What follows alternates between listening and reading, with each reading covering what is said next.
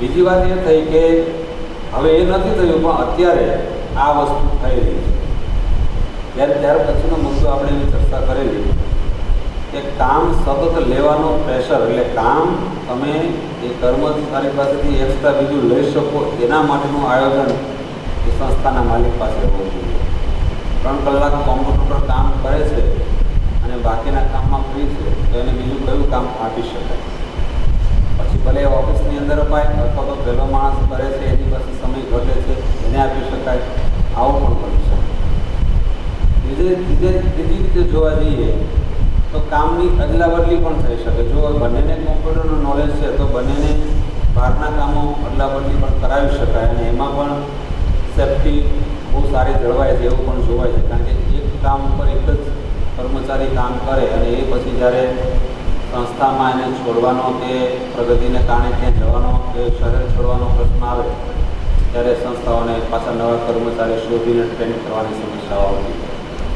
એટલે ઘણી બધી સંસ્થાઓ એવું કરે છે કે પોતાના અમુક કર્મચારી, જેને ઓલરાઉન્ડર કહેવાય, આપણે સચિનને યાદ કરીએ એમ ઓલરાઉન્ડર એટલે ઘણી બધી કામની સિસ્ટમ પોતાની સંસ્થાની ખબર હોય એટલા એને વાકેફ રાખવામાં આવે. ભલે સતત કામ એની પાસેથી એ વસ્તુ ન લેવામાં આવે, પણ એ કામથી વાકેફ નહીં, કમસે કમ એટલું એની સાથે કામ કરવામાં આવે, લેવામાં આવે એવું વિચારાતો હોય છે. પછી તો સંસ્થા કેવી છે, કામ કેવું છે અને એ કઈ રીતે પોસિબલ છે એ તો જ્યારે કદાચ મારી પાસેથી પણ વધારે સક્ષમ જવાબ જોઈતો હોય તો સંસ્થાને વિઝિટ લઈએ ત્યારે આપણને ખબર પડે. કર્મચારીનું એજ્યુકેશન છે એના પર આધાર રાખે, એની કામ કરવાની શક્તિ અને સ્પીડ કેટલી છે એના પર આધાર રાખે. પેલી જે તરબૂચની વાત હતી કે ભાઈ એના કૌશલ્ય વધારે હતું, એજ્યુકેશન ભલે સરખું હતું, સંસ્થા પણ ભલે કરી, પણ વ્યક્તિગત પ્રેક્ટિકલ જ્યારે કામ કરે છે, જ્યારે એક વ્યક્તિનું બુદ્ધિ કૌશલ્ય સારું છે અને એ સંસ્થાને સારો વિચાર આપી શકે તો એના માટે અલગ થાય. જેમ હેનરી ફોર્ડની વાત મેં ગઈકાલે કરી. હેનરી ફોર્ડને ત્યાં એક નવા ઓફિસર આવ્યા ને એ પણ બહુ સારું કામ કરે, એવું નથી કે સારું કામ કરતા, પણ એને એક બીજા ઓફિસર કાચની ઓફિસમાં ટેબલ ઉપર પગ રાખીને બેસી રહે અને કશું કામ કરતા નથી એવું એને દેખાયા. એટલે એને હેનરી ફોર્ડને ફરિયાદ કરી કે બધા કર્મચારી છે એ બેઠા રહે છે, કશું ક્યાં કરે છે? એટલે એણે કહ્યું કે એ બેઠા રહે છે એ બરાબર છે, પણ એના એવા બેસવામાં આપણી સંસ્થાને ખૂબ ઊંચું ભવિષ્ય આપવાનો વિચાર એનો એ રીતે બેસવામાં જ આવ્યો હતો એવું મને ખ્યાલ છે. એટલે આ સંસ્થાનું જે ભવિષ્ય બન્યું છે એનો જે વિચાર છે, એનો જે સંકલ્પ છે એ મને લાગે છે કે એવી રીતે બેસવામાંથી મળ્યો હતો. એટલે એ પુણે હેનરી ફોર્ડની છે કે બે કર્મચારી વચ્ચે બેલેન્સ કેમ કરવું. ચોક્કસપણે હું અત્યારે પણ માનું છું કે મેનર્સના વિરુદ્ધમાં છે. એટલે પછી તો ખબર નહીં કે ત્યાંની સંસ્કૃતિ અને સિસ્ટમને એ કઈ રીતના હોય, પણ કોઈ પણ કર્મચારી ટેબલ ઉપર પગ રાખીને બેસે એ લીગલી જોવા જઈએ તો એ મેનર્સ નથી, એવું નહીં હોવું જોઈએ. અને પહેલાં એ ફરિયાદ કરી એમાં હેનરી ફોર્ડનું બહુ સ્પષ્ટપણે માનવું હતું કે તું તારું કહે, આમ જોવા જઈએ તું તારું કહે. આપણે આપણા રિક્ષા પાછળના ટ્રકની પાછળ લખ્યું હોય તું તારું કહે એમ. એ બહુ જબરદસ્ત વાક્ય છે કે માણસ જો સમજતો હોય તો એક સેકન્ડ માટે તો એને ઝટકો જ આપે છે કે તું તારું કહે. એમાં તો કેટલું બધું કહી દે. દુનિયાની પંચાયત કરવાની જરૂર નથી, તું તારું કહે એમ. એટલે તું તો તારો વિકાસ કરે, વાગે એવો શબ્દ છે. એટલે આ હેનરી ફોર્ડની જે પ્રતિક્રિયા હતી એ એવું કંઈક કહેવા માંગતી હતી એવું આપણને એના ઉપરથી લાગે. તો આ વાત આપણે અહીંયા લગભગ આપણે આ જે સૌથી તમને અઘરો લાગ્યો એવો આ જે સબ્જેક્ટ હતો એ થોડીક ક્ષણોમાં હવે પૂરું થાય એવું મને લાગે છે અને તમને પણ એવું લાગે છે કે પૂરું થાય તો સારું.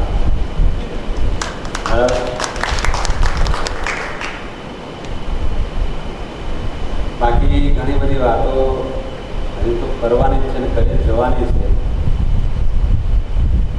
પણ એટલું ખરું કે ધીમે ધીમે કલાકો આપણે કાપીએ છીએ, આપણા રાહ ઉપર આપણે ધીમે ધીમે આગળ વધીએ છીએ. અને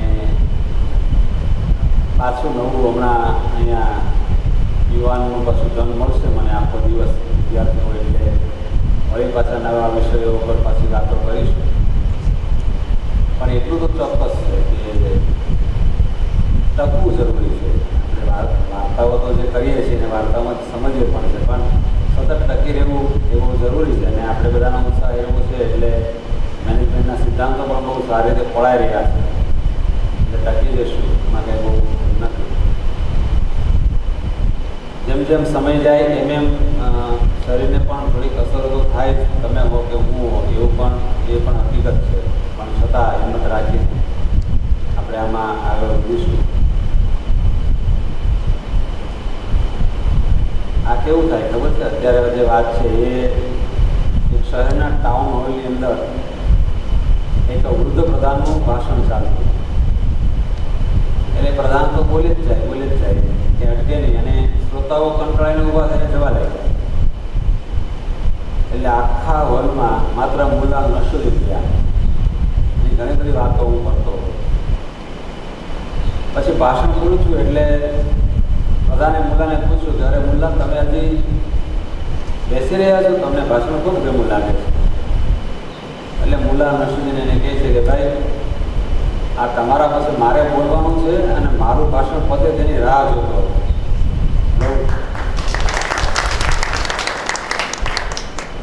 એટલે આવું થાય એમ થતું એવું લાગે કે આપણે બધા એકબીજાની સાથે જોડાઈને અત્યારે આખી આ વાતોને સમજવાની કોશિશ કરીએ છીએ. આ વાતો સમજવા માટે કેટલી જરૂરિયાત છે એ તો પછીની વાત છે, કોને કેટલી ઉપયોગી છે એ પણ પછીની વાત છે.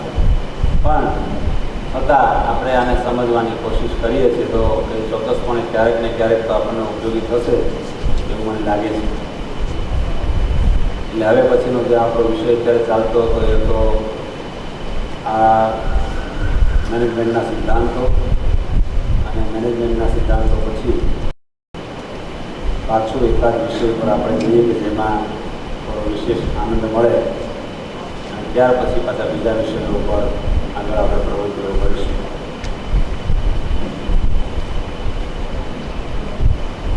બીજી એક વાત મારે તમને અહીંયા કરી છે. ઇંગ્લેન્ડનો રાજા હેનરી આઠમો કરીને ઇંગ્લેન્ડનો 8મો રાજા, અને ફ્રાન્સનો રાજા ફ્રાન્સિસ પહેલો, આ બેની વચ્ચે બહુ કટરતા હતી. નાની નાની બાબતમાં એને યુદ્ધ કરવાનું મન થઈ જાય, એને ઝઘડવાનું મન થઈ જાય. એટલે આ બંને વચ્ચે સતત ને સતત કોઈના કોઈ રીતે ક્રોસ થયા કરે. બંને એકબીજા કટ્ટર શત્રુ, અને એકબીજાની સાથે જ્યારે જ્યારે સમય મળે કોઈ પણ બહાના નીકળે તો એ તેઓ લડતા રહે. હેનરીને તેના વિદ્વાન એક દરબારી હતા સર થોમસ, એટલે એણે સર થોમસને બોલાવ્યા કે તમે રાજમહેલમાં આવો, તમારું કામ છે. અને પછી એક જોરદાર ધારદાર પત્ર લખ્યો. આ ધારદાર પત્ર લખી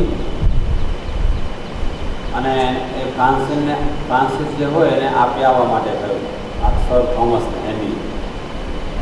હવે એક તો બે કટ્ટર દુશ્મન છે, અને પાછો એમાં એકદમ સખત શબ્દોમાં પત્ર લખ્યો, અને એ એના મુખ્ય અધિકારી એવા રાજદરબારી વિદ્વાનને આ પત્ર આપવા જવાનું કહ્યું. અહીં સુધી બરાબર છે, પણ હવે પછીની વાત છે એ થોડી બહુ સમજવા જેવી. સર થોમસે આખો પત્ર વાંચ્યો, એમાં જે કાંઈ લખ્યું હતું, અને પછી એણે કહ્યું હતું કે આ નોંધ જે આપણે કરી છે એ ચોક્કસપણે મારું માથું ઉડાવશે.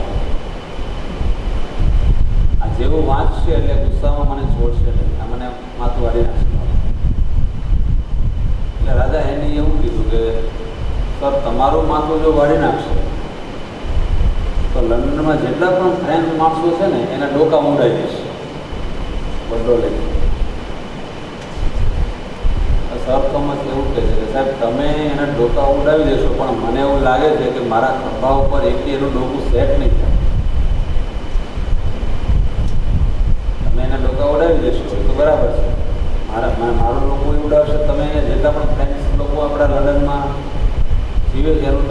સમજાવી દઈશું એવું તમે કહો છો,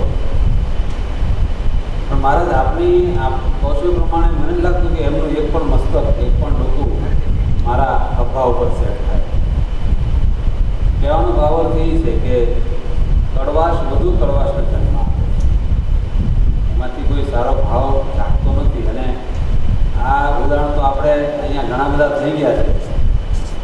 એવી જ એક બીજી વાત છે કે કડવાશની જ્યારે વાત છે ત્યારે બીજી એક વાત એવી છે કે જે પારિવારિક રીતે લાગુ તો પડે જ છે, પણ ધાર્મિક અને સામાજિક દ્રષ્ટિએ પણ લાગુ પડે છે. એક કરીમ હતો, કરીમ, અને એના લગ્ન હમણાં જ થયેલા હતા. એટલે કરીમના લગ્ન હમણાં થયા એટલે એક દિવસે બગીચામાં એના મિત્ર સલીમને મળ્યો. કરીમ અને સલીમ. સલીમને 2 પત્ની હતી. જો આમાં હમણાં થોડીક વારમાં અટવાશે, પણ વાત બહુ મજાની સમજાઈ જાય. સલીમને 2 પત્ની હતી. કરીમ એને મળ્યો એટલે એની પ્રશંસા કરવા માંડ્યો કે મારા લગ્ન હમણાં થયા છે અને મારું સરસ બહુ જીવન ચાલે છે, મને મારી જે પત્ની છે બહુ સરસ મળી છે. એટલે સલીમે એમ કીધું કે તારે એક લગ્નમાં આટલી બધી ખુશી છે? હા, મારે તો બહુ ખુશી. તો કે મારે તો 2 પત્ની છે, તું પણ બીજા લગ્ન કરી લે, તને ડબલ ખુશી મળશે. એમાં તો નિકાહ પડી શકાય, 2 પત્નીત્વનો વધારેનો ધારો છે. એટલે સલીમે કીધું કે તું બીજા લગ્ન કરી લે, એમ તારે એક નિકાહ પડવાથી તને જો આટલો બધો આનંદ થતો હોય તો મને લાગે છે કે તારે બીજા લગ્ન પણ કરી લેવા જોઈએ. એટલે સલીમને એમ થયું કે તો કરીમને એમ થયું કે બરાબર છે, હું બીજા લગ્ન કરી દઉં. અને એને બીજા લગ્ન કરી દીધા. હવે મુસીબતમાં આવ્યો. પહેલી પત્ની એવું કહે છે કે મારી જાણ વગરથી બીજા લગ્ન કેમ કર્યા, એટલે હું તારી સાથે નહીં. બીજી પત્ની હતી એવું કહે છે કે મારી જાણ વગર, આ પહેલી પત્ની એવું કહે છે કે મારી જાણ વગરથી બીજા લગ્ન કેમ કર્યા, એટલે મારે તારી સાથે રહેવું નથી. અને જે પહેલી હતી, બીજી હતી, એણે એવું કીધું કે તારે પહેલી પત્ની તો છે, તો હું હવે તારી સાથે શું કામ કરું? સમજાય છે કાંઈ? હજી ત્યાંનું તાત્પર્ય તો બાકી જ છે. આખરે પેલો માણસ નિરાશ થઈ ગયો એકદમ કે આ 2 પત્નીઓ કરીને મારે તો સુખ ડબલ કરવું છે, પણ આ તો મારું દુઃખ વધી ગયું છે. આ 2 એકથી કે તું પહેલીને કેમ લાવ્યો, બીજું કે તારે પહેલી હતી એટલે હું નહીં લઉં, અહીંયા તમારી સાથે રહેવા નથી માંગતી. એટલે એક દિવસે મસ્જિદમાં સુવા માટે જતો રહ્યો. ત્યાં નિરાશ થઈ અને એક રાત એમ કે મસ્જિદમાં ગુજારી આવું. ત્યાં આગળ તો ઓસરીમાં પેલો સલીમ સૂતેલો હતો, જેણે એને કહ્યું હતું ને હું 2 પત્નીથી બહુ ખુશ છું, અહીંયા સૂતેલો હતો. એટલે આણે એને પૂછ્યું કે ભાઈ તે તો કહ્યું હતું કે 2 પત્ની બહુ સુખી છું એટલે મેં બીજા લગ્ન કર્યા, તું એ મસ્જિદમાં કેમ સૂતો? એટલે એણે બહુ સરળતાથી કીધું કે ભાઈ હું અહીંયા 2 પત્નીથી થાકીને રોજ આવું છું અને મારે એક કંપનીની જરૂર હતી એટલે મેં તને ગાઈડન્સ આપ્યું. આ એવી વાત છે આખી. એટલે ઘણી વખત એવું થાય કે આપણને એમ થતું હોય કે જે આપણી સામે સલાહો આવે છે બધી સલાહો સારી હશે, પણ એ સલાહની અંદર કંઈક નવું આવી જતું હોય આપણને ખબર પણ ન પડતી હોય. એટલે આવી ઘણી વાતો હજી આપણે કરવાની છે અને કરતા રહીશું અને એમાંથી કંઈક નવું જાણતા રહીશું.